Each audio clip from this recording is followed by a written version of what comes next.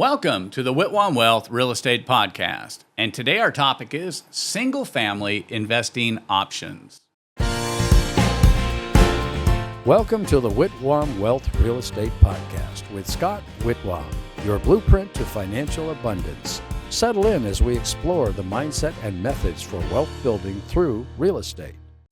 Okay, so let's move on to number 3, which is wholesale real estate. So somebody asked me, what is the difference between wholesale and fix and flip? Well, wholesale is where you're purchasing a piece of property at a discount with the intention of selling it to somebody else who's in the industry, who's probably going to do a fix and flip, or they're going to use it for a buy and hold. You're not selling it to a retail client, generally because you're buying properties at wholesale prices because they need something. There's either a big problem to fix, or there's a big condition issue that needs to be fixed in the property. So wholesalers are typically out trying to acquire properties with enough margin where they can sell this to another investor and make a profit, and then leave enough room so the investor can make a profit, and that way their property or their wholesale transaction is a viable product to sell. So what are some of the pros and cons with wholesale real estate? Let's start with the pros. Number 1, low capital requirement. This is one of the things I do like about wholesale real estate.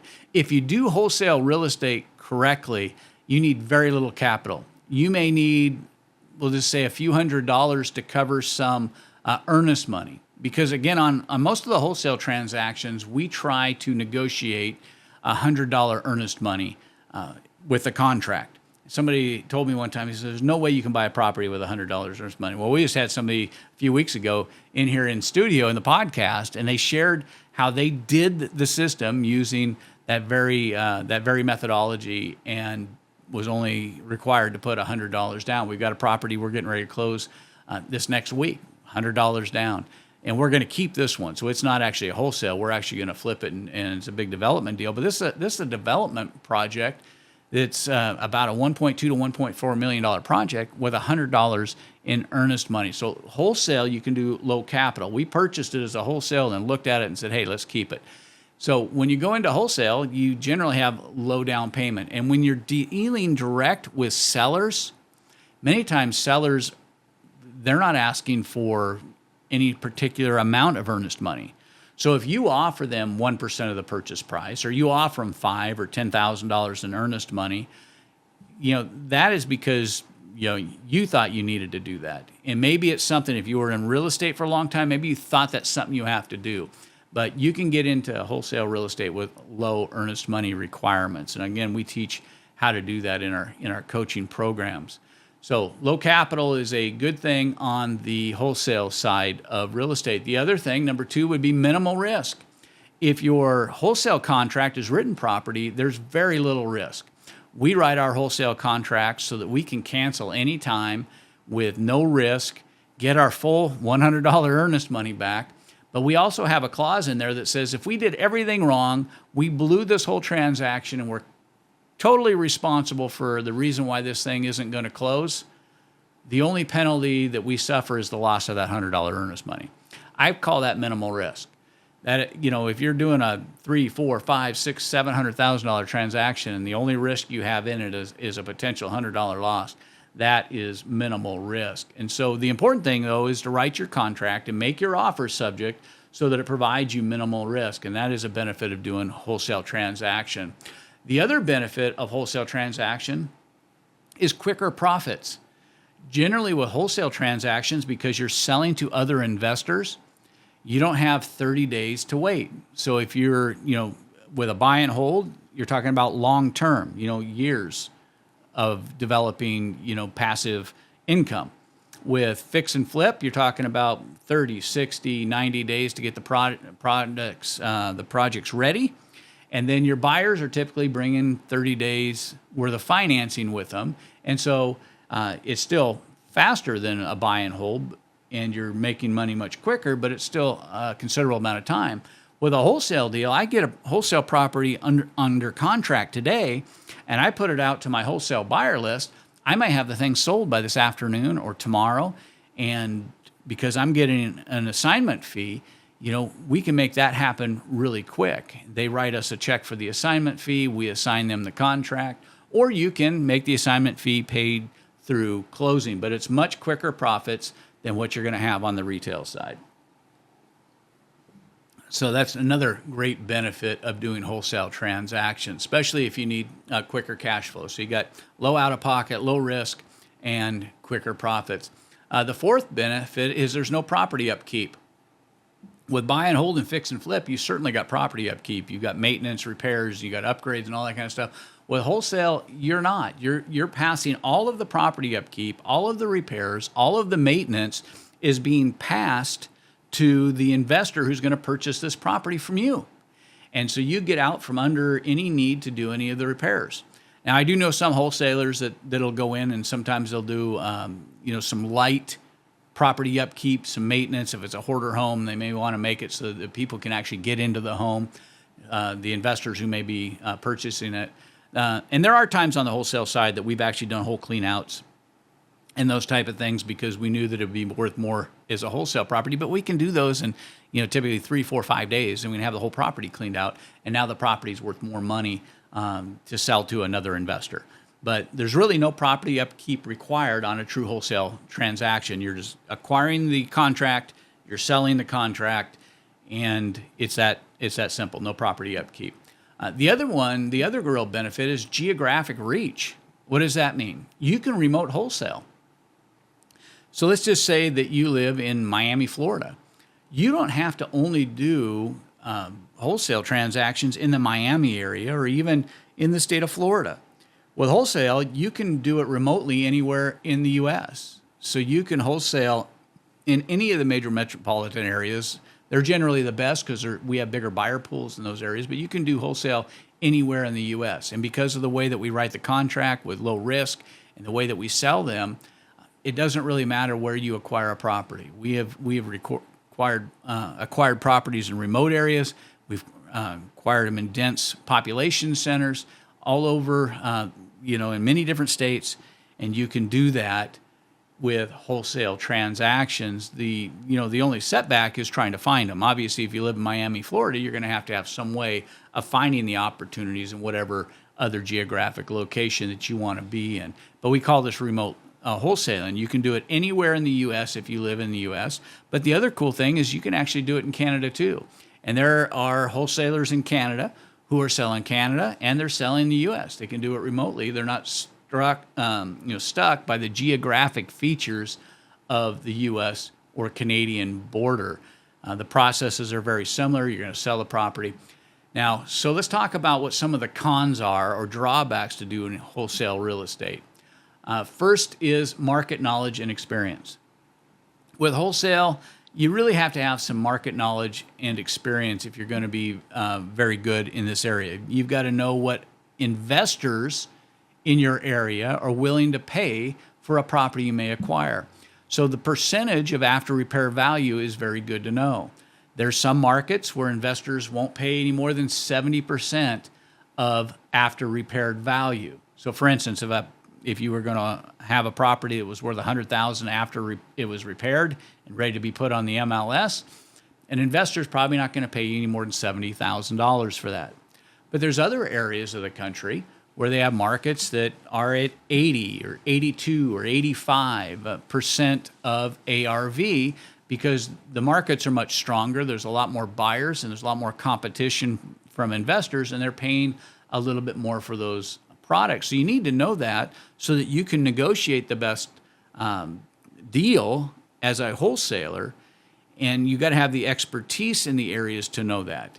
Again, you need to know the markets. You're going to need that additional market knowledge. So that is one of the drawbacks of being in wholesale. If you want to be successful at it, you're going to need knowledge and expertise. Number two, limited profit margin. If you're doing a true wholesale, you're going to be limited on your profit margin by what other investors are willing to pay for it.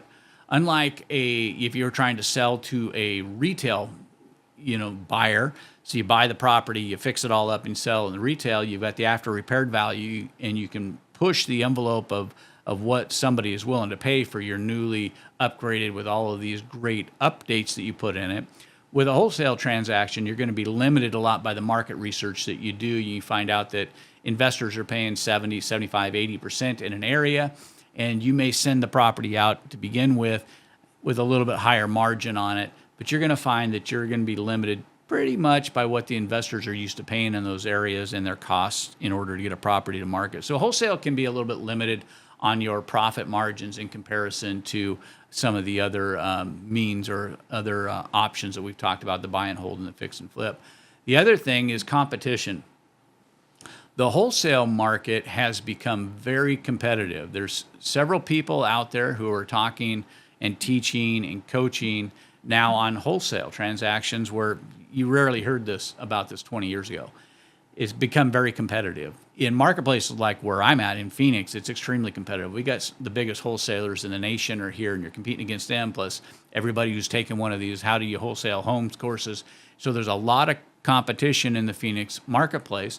But even though there's a lot of competition, we still are able to, buy properties and wholesale the ones that we want to wholesale and flip the ones we want to flip and make buy and holds out of the ones that we want to keep and retain. But competition will continue to grow as more people are getting into this and finding that there's an opportunity here to make money that's low risk, low impact, low investment, and they can take advantage of that. So competition can be a real challenge in the wholesale marketplace. And I hear that a lot of times from people trying to get into this space, is that they didn't realize how competitive it was and how many people. So for instance, you may get somebody on the phone by calling a mailing list, and you're calling through this call list.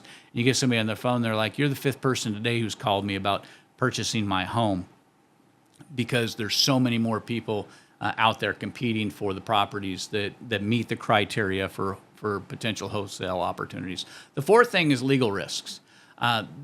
This can be a challenge in the wholesale. Now, we write our contracts to provide minimal risk, but there can be some legal challenges, more about governments than the contract.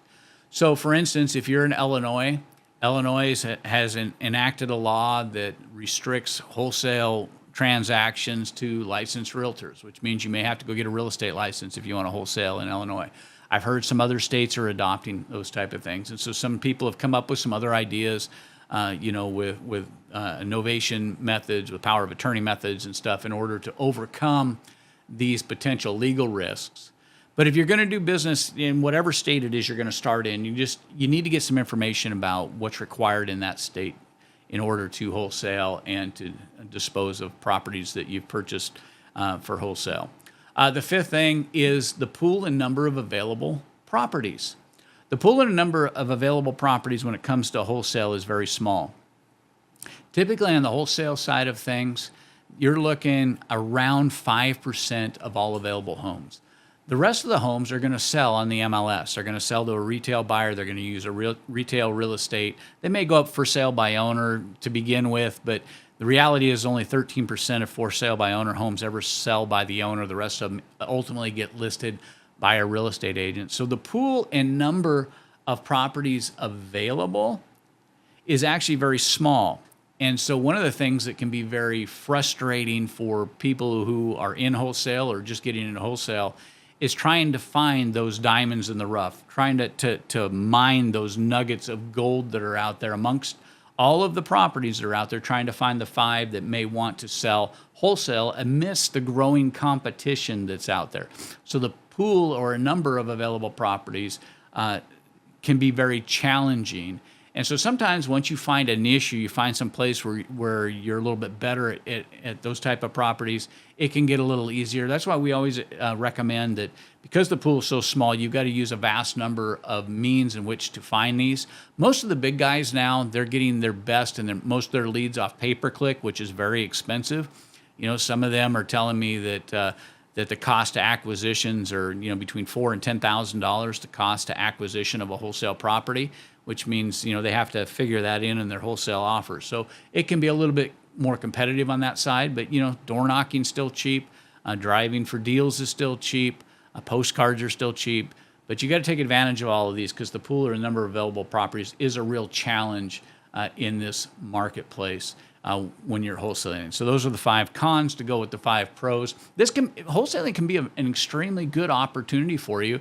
But again, like many other things, I recommend that you get a coach, that you hire somebody like the Whitwam Wealth Academy in order to help walk you through the process of becoming successful at wholesaling properties, so that you don't just spend your wheels, you don't spend a lot of time, you don't spend a lot of money on marketing that really you could have avoided by having the knowledge that you need to be successful in this area. Join me on the next message or next lesson of our podcast, and because that's where we're going to leave it today. You've been listening to the Whitwam Wealth Real Estate Podcast, and I hope you have enjoyed this episode. I want to thank you for taking time to listening. And if you found this episode of real estate, single-family residence options interesting and helpful, please subscribe, leave us a review. And if you have any questions, please let us know. We'd love to hear from you. You can always find the Whitwam Wealth Real Estate Podcast on Apple Podcasts, Spotify, iHeart Podcasts, YouTube, or wherever you enjoy listening to podcasts. This is Scott Whitwam. Be sure to join me on our next episode of the Whitwam Wealth Real Estate Podcast, where we're wealth building through real estate.